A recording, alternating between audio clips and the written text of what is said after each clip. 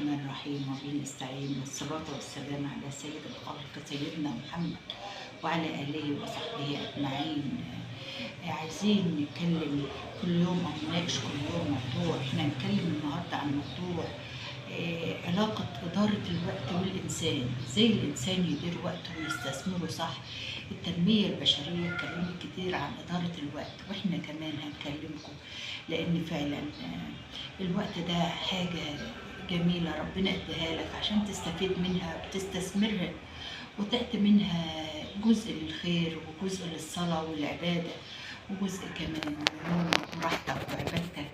احنا إدارة الوقت موضوع طويل شرحه لنا دكتورنا وعالمنا الكبير إبراهيم الفقي في مجموعة كتب. إدارة الوقت ده حاجة كبيرة، حاجة بتديك فرصة ان انت فعلا تستثمر وقتك. لو حد جالك وقال لك فجأة ان بقالك في العمر 6 شهور، طبعا هتبقى يائس ومتشائم وعندك نور كتيرة للخوف وللقلق ودماغك هيشتغل.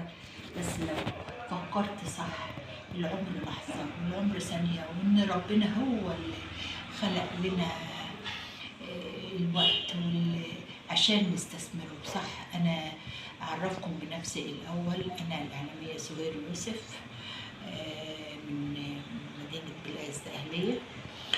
اتعلمت ودخلت مدرسة فنية في الأول، دخلت مدرسة الزراعة، اتعلمت وحبيتها وكنت بهوى التمثيل واشترك في قرور المدرسة وفي المسرح وبقدم في الإذاعة المدرسية يوميا من أقوال الصحف، لحد ما حبيت الموضوع ودخل في دماغي وتعمق وحبيت أشتغل عليه. كبر معايا الموضوع شوية، خلصت ودخلت معهد كفاية إنتاجية. كنت حامل في ولادي وكل شوية أروح الزقازيق، جوزي يعمل لي مشاكل وقلق، سبت ده كله وقلت أما الفرصة تجيلي من عند ربنا. بعد ما خدت سنة وفي التانية سبت المعهد، قلت الفرصة هتجيلي من عند ربنا وفي يوم من الأيام هنتهزها وهستثمرها. دخلت كلية الإعلام وأنا كبيرة شوية، بس حسيت إن الطموح والأمل والحلم بيتحقق إزاي؟ بيتحقق بإرادة الإنسان. أنا طول ما عندي إرادة وعندي إدراك إن أنا أعمل شيء يفيدني ويفيد المجتمع حواليا، ده اللي حصل فعلا. بدأت أذاكر وبدأت أشتغل الهاند ميد